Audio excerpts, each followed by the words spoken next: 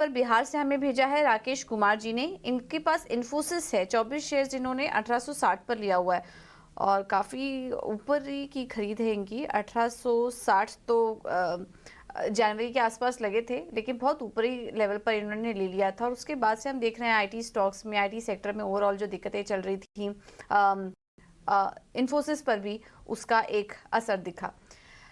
इस वक्त 1280 पे कारोबार कर रहा है और अभी इनको नुकसान ही हो रहा है। बट सौरभ जी क्या सजेस्ट करेंगे? इन्फोसिस फंडामेंटल तो ऐसी कुछ दिक्कत है नहीं, लॉन्ग टर्म के लिए होल्ड कर ही सकते हैं, लेकिन इन्फोसिस के बजाय कोई और स्टॉक है आपको आईटी सेक्टर से जो कि ज्यादा बेहतर लग रहा है बजाय इन्फोसिस के? जितनी भी बड़ी आईटी कंपनियां हैं सब संघर्ष कर रही हैं रेवेन्यू को बढ़ाने के लिए। तकरीबन बीएफएसआई से 35 से 40% रेवेन्यू आता है और ज्यादातर जो रेवेन्यू आ रहा है, जो बिजनेस हो रहा है वो अमेरिका और यूरोपियन देशों से हो रहा है। अमेरिका में कंपनियां अपने बजट को काट रही हैं, डिस्क्रिशनरी स्पेंडिंग कम हो रहा है और बिलिंग रेट इंप्रूव नहीं हो रहे हैं। जितनी भी कंपनियां हैं उन्होंने गाइडेंस अपनी डाउनवर्ड की तरफ किया है। रेवेन्यू प्रोजेक्शन इस साल का काफी कम रहेगा, मार्जिन एक्सपेंशन भी थोड़ा मुश्किल रहेगा। तो ओवरऑल मुझे लगता है कि ये स्पेस प्रेशर में रहने वाला है। छोटे मिड कैप, मझौले मिड कैप ज़रूर बढ़ रहे हैं, लेकिन उनका बिज़नेस में बहुत वॉलेटिलिटी होती है, कह पाना कि कौन-सी कंपनी अच्छी रहेगी और इतने भाव बढ़ने के बाद बहुत मुश्किल होगा।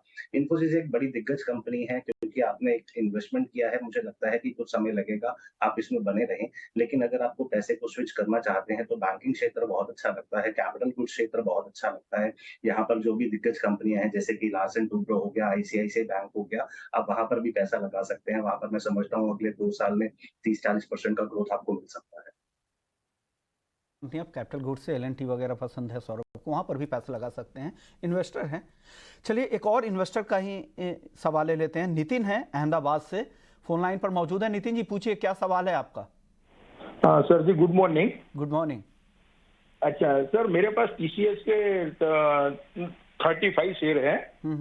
किस भाव पे लिया और आपने? वो 3500 के भाव से लिया हुआ है। तो साल की शुरुआत की खरीद होगी, जनवरी फरवरी के आसपास की?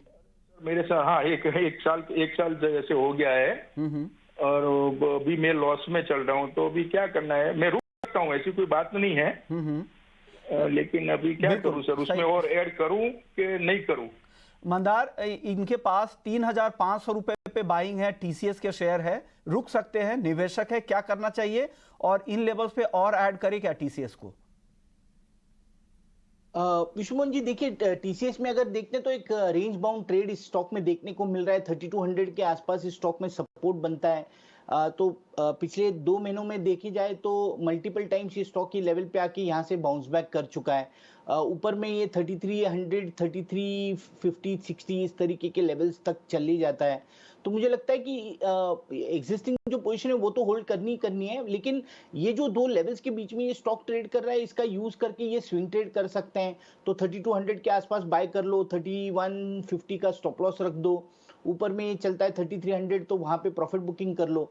इससे जो इनका जो ओरिजिनल बाइंग प्राइस है वो कम होते जाएगा। तो इस तरीके का स्विंग ट्रेड करते हैं और जो एग्जिस्टिंग पोजीशन है वो होल्ड करनी है। उसके लिए जो स्टॉप लॉस